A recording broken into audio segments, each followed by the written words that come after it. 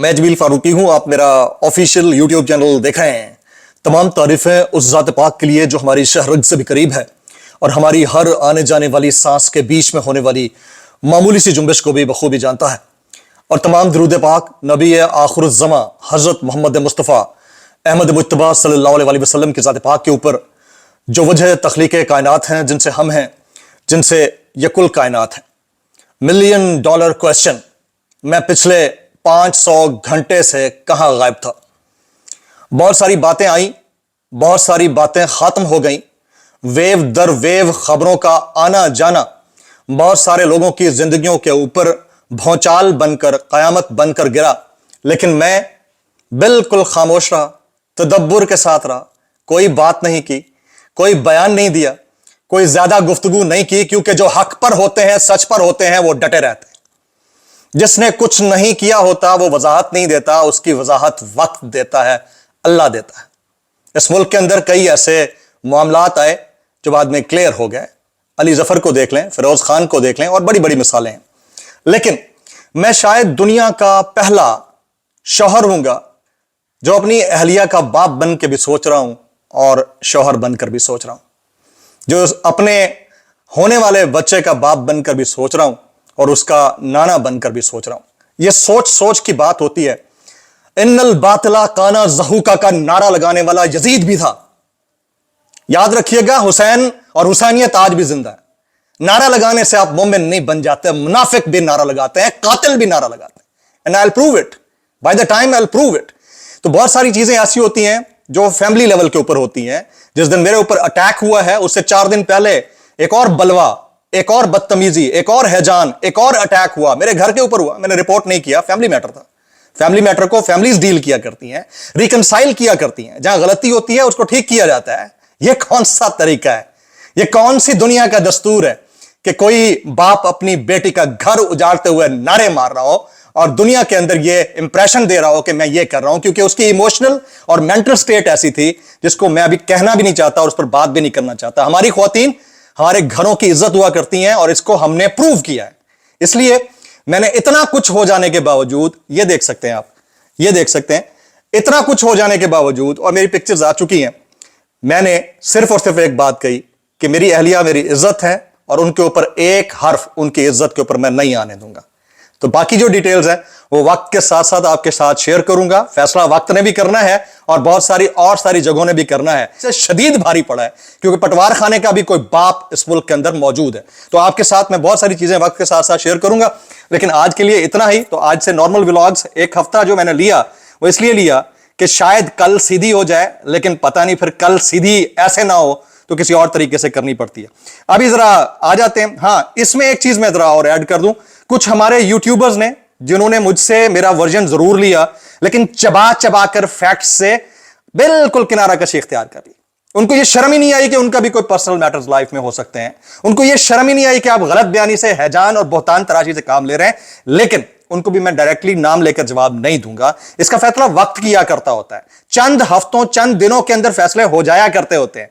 लेकिन मेरा कसूर सिर्फ इतना है पूरी इस एपिसोड के अंदर कि मैंने इतनी मोहब्बत, लॉयल्टी, रिगार्ड, रिस्पेक्ट और हर उस जिसे कहते हैं ना सुपर प्रोवाइडर की हैसियत से कर डाला जो शायद आम हालात में कोई भी ना करता हो।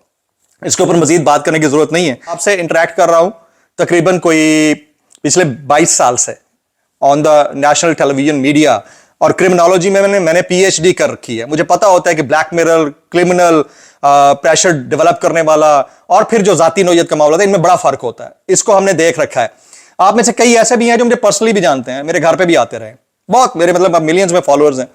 आप कमेंट कर दें कि मेरी पर्सनैलिटी कैसी है, मैं कैसा बंदा हूं, नीचे मैक्सिमम कमेंट्स कीजिएगा। मैं आपसे चाहता हूं कि जमील फारूकी कैसा बंदा है। क्या जमील फारूकी से मुतालिक जो झूठी गवाही दिलवाने की कोशिश की गई, उसका फैसला वक्त करने लगा है। वैसे बाय द वे, क्या आपको लगता है कि उसमें किसी किस्म की कोई सदाकत हो सकती है? ये आपने मैक्सिमम कमेंट्स करने हैं। आपको मेरा चेहरा देख के, मेरा घर देख के, मेरा एटीट्यूड देख के, मेरे साथ उठ बैठ के कैसा लगा? ये पब्लिक फोरम है जी, पब्लिक फोरम पे आप बोल दें کہ جمیل فاروقی کیسا بندہ ہے. باقی میری پرسنل لائف ہے, اس میں کیا ہوتا رہا کیا نہیں ہوتا رہا, میں یہ چاہوں گا کہ ہماری جو عزت انٹیکٹ ہے وہ عزت انٹیکٹ رہے, کیونکہ خواتین گھر کی خواتین ہوتی ہیں, وہ چاہے میری ہوں یا چاہے میرے سسرال کی ہوں, ان کی عزت ہم سب کی عزت ہے, ایک جیسی عزت ہے. انہوں نے اچھالی ہے, میں شاید یہ گریس سے نیچے والی بات نہیں کروں گا. I'm not that disgraceful, معذرت کے ساتھ. اچھا اب آ جاتے ہیں انصار عباسی صاحب. کہتے ہیں ایک طرف پی ٹی آئی قیادت کے پاس اختیارات نہیں, دوسری طرف توقعات کا بوجھ ہے, انہی کے کندھوں پر ڈال دیا گیا, ہر ناکامی اور ہر تعطل کا ذمہ دار بھی انہی کو ٹھہرایا جاتا ہے, جو کسی بھی سیاسی جماعت کے لیے ایک غیر صحت مند رجحان ہے.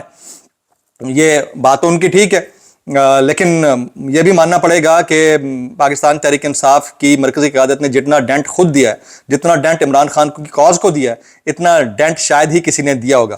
جبکہ ادھر اقوام متحدہ کی کمیٹی برائے انسداد تشدد نے عمران خان کے ساتھ مبینہ بدسلوکی کے حوالے سے پاکستان کی حکومت پر سوال اٹھا دیے ہیں.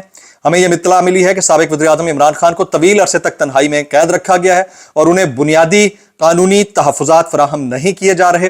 انہیں مبینہ طور پر ڈاکٹرز, وکلاء اور اہل خانہ تک رسائی سے محروم رکھا جا رہا ہے. کمیٹی ریاستی فریق سے اس حوالے سے معلومات کا خیر مقدم کرے گی کہ عمران خان سمیت تمام گرفتار یا زیر حراست افراد کو وہ قانونی تحفظات حاصل ہیں جن کا میں نے ذکر کیا ہے. کمیٹی کے رکن پیٹر ویڈل کیسنگ, انہوں نے جو ہے نا سٹیٹمنٹ دیا جی. اچھا یہاں پر یہ بھی میں آپ کو بتا دوں کہ حال ہی میں اچانک سے ایک خبر آئی کہ قاسم خان اور سلیمان خان, ان کی ٹیلی فون پر خان صاحب سے بات کرائی گئی. انہوں نے پھر ایک انٹرویو کے اندر بہت ساری ڈیٹیل شیئر کی کہ خان صاحب کے ساتھ سولیٹری کنفائنمنٹ کے اندر کیا کیا کیا جاتا ہے. تو جتنا elevation of the whole issue وہ اوورسیز پاکستانیوں کی جانب سے اور ان کی فیملی یعنی بیٹوں کی جانب سے کیا جا رہا ہے, اتنا شاید کسی اور نے نہیں کیا ہو, تو اس کے اوپر ان کو بھی اپریشیٹ کرنا بنتا ہے. انصار عباسی صاحب مزید کہتے ہیں کہ تحریک انصاف کا سوشل میڈیا خود کو انقلابی ضرور کہتا ہے, لیکن اس کا زیادہ تر زور مخالفین اور حتیٰ کہ اپنے رہنماؤں کے خلاف سخت زبان اور گالم گلوچ میں ہوتا ہے. ایسے میں سنجیدہ سیاسی حلقے اس بیانیے کو اہمیت دینے کی بجائے نظر انداز کرنا ہی بہتر سمجھتے ہیں. اچھا اس کو آپ پازیٹیو وے میں بھی لے سکتے ہیں کہ سیلف اکاؤنٹیبلٹی یعنی اپنے ہی لوگوں کی اکاؤنٹیبلٹی کرنے کا بھی اختیار رکھتا ہے پی ٹی آئی کا سوشل میڈیا. جہاں گالم گلوچ ہے, بدتمیزی ہے, ناانصافی ہے, دیکھیں جی اگر کوئی اپنے پیٹنٹ پرنسپل کے اوپر ہارڈ لائن لیتا ہے یا اپنی کمٹمنٹ کے اوپر ہارڈ لائن لیتا ہے تو وہ تو ٹھیک ہے, وہاں تک تو چلتا ہے. اس کو کوئی دوسرا بدتمیزی سمجھے, بد تہذیبی سمجھے, کچھ بھی سمجھے. فرض کیا میری ہارڈ لائن ہے کہ میرے گھر کے اندر کوئی بھی آئے گا تو مجھے پہلے میسج کر کے آئے گا, یہ میری ہیڈ لائن ہے, یہ میری ہارڈ لائن ہے, تو یہ میرا پرنسپل اورینٹڈ جو ہارڈ لائن ہے, اس کو میری فیملی کو فالو کرنا چاہیے اور باہر والوں کو بھی فالو کرنا چاہیے. یہ کسی کو بدتمیزی لگتی ہے, بد تہذیبی لگتی ہے, دو نمبری لگتی ہے, کسی کے لیے کچھ اور چیز ہے, تو وہ سمجھتا رہا, اس سے کیا فرق پڑتا ہے. لیکن اگر اس میں گالم گلوچ آ جائے, ریاکشن میں بھی نہیں آنی چاہیے, آ جائے تو پھر بہت غلط بات ہے. دوسری طرف سے لیکن اگر آئے تو اس کا جواب دینا بنتا ہے. اچھا وائٹ ہاؤس کی ترجمان کیرولین لیوٹ نے جنگ بندی کے لیے 3 سے 5 روز کی ڈیڈ لائن دے دی ہے جی, اور متعلق خبروں کو مسترد کرتے ہوئے انہوں نے کہا کہ صدر ٹرمپ نے ایران کو کسی معاہدے کے لیے کوئی ڈیڈ لائن نہیں دی ہے, وقت کا تعین خود کمانڈر ان چیف کریں گے. مزید کہا کہ امریکہ کو ایران کے جواب کا انتظار ہے.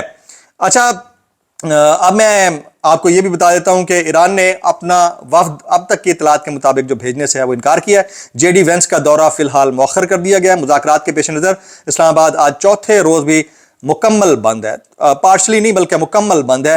مذاکرات کے حوالے سے ایران اور امریکہ کے درمیان اگلے 48 سے 72 گھنٹوں میں بریک تھرو کا امکان ہے, جبکہ باقی جو چیزیں ہیں کہ ایران نے مذاکرات اور معاہدے کا خیر مقدم کیا اور کرتا رہے گا. یہ عباس عراقچی اور مسعود پزشکیان کا کلیکٹیو سٹیٹمنٹ ہے جی. وعدہ خلافی, ناکہ بندی, دھمکیاں حقیقی مذاکرات کی راہ میں رکاوٹ ہیں. آپ کی منافقانہ بیان بازی, داموں اور عمل میں تضاد نظر آتا ہے جی. ادھر جی اسلام آباد میں پاکستان کے وزیر داخلہ کی امریکی ناظرین امور سے دوسری ملاقات ہوئی ہے. ایران کی جانب سے مثبت پیش رفت کی امید بھی پائی جاتی ہے. کچھ وکلاء کے حوالے سے عمران خان صاحب نے اپنے تحفظات کا اظہار کیا ہے. وکلاء برادری سے بڑی ایکسپیکٹیشن تھی. ان تحفظات کے اوپر اب پی ٹی آئی کیا رد عمل دیتی ہے, کتنا رد عمل دیتی ہے, وقت آنے کے ساتھ ساتھ پتہ چلے گا جی. ذرائع کے مطابق تحریک انصاف کے دونوں ممبران جوڈیشل کمیشن کے اجلاس میں شرکت کریں گے, اور صرف شرکت ہی نہیں بلکہ باقاعدہ ووٹنگ بھی دیں گے. دونوں ممبران ججز کی تبدیلی کے خلاف ووٹ دیں گے, مگر اجلاس کا بائیکاٹ نہیں کیا جائے گا. ادھر امریکی نشریاتی ادارے نے یہ رپورٹ کیا ہے, امریکی نشریاتی ادارے CNN کی رپورٹ ہے کہ امریکی انٹیلیجنس حکام کے مطابق کہ ABC کی رپورٹ ہے کہ ایران کے میزائل, فضائیہ اور بحری قوت کا بڑا حصہ محفوظ ہے. अमरीकी खुफिया हुक्काम के मुताबिक ईरान की फौजी सलाहियतें अमरीकी सदर डोनाल्ड ट्रंप और वजीर दिफा के अवामी बयानात से कहीं ज्यादा बरकरार हैं। मजीद कहा कि जंगबंदी के आगाज तक ईरान के बैलिस्टिक मिसाइल जखीरे और लॉन्चिंग निज़ाम का तकरीबन निस्फ हिस्सा ये तकरीबन तबाह हो चुका था, महफूज है, जबकि पासदारान इनकलाब की बहरी कुव्वत का लगभग 60% अब भी मौजूद है। कुछ वायरल बयानात मैं शामिल करूंगा इस डिस्क्लेमर के साथ। अगर आपको मेरी बात बुरी लगती है तो माजरत, ज्यादा बुरी लगती है तो इंतहाई माजरत, और ज्यादा बुरी लगती है सानू की कैसे कर लेते हो यार। ये जरा इमरान रियाज खान की सुनते हैं। वो कहते हैं इन 1971 में पाकिस्तान यूट्यूबर्स की वजह से टूट गया। बाबा कौम कायद आजम की एम्बुलेंस को भी यूट्यूबर्स ने खराब किया। चारों मार्शल लॉ यूट्यूबर्स ने लगाया, जबकि फातिमा जिन्ना को गालियां और भुट्टो को फांसी भी यूट्यूबर्स की वजह से लगी। ये तो रियलिटी है। यूट्यूबर्स कहाँ क्या क्या करेंगे। अब तो इस पे भी ताने मिलते हैं कि ये तुम्हारा जो घमंड और तकब्बर है डॉलर्स का है यार। I am so sorry for this sick mentality.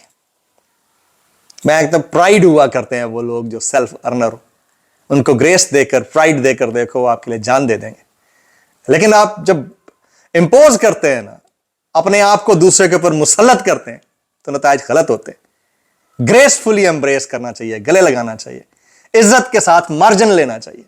ये तो हमने सीखा ही नहीं है ना।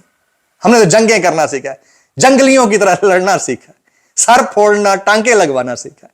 और भाई वो दौर याद है, पत्थरों का दौर, पानी पीने पिलाने पे झगड़ा, कभी घोड़ा आगे बढ़ाने पे झगड़ा। कोई शर्म, कोई हया, कोई गैरत, कोई हमीयत।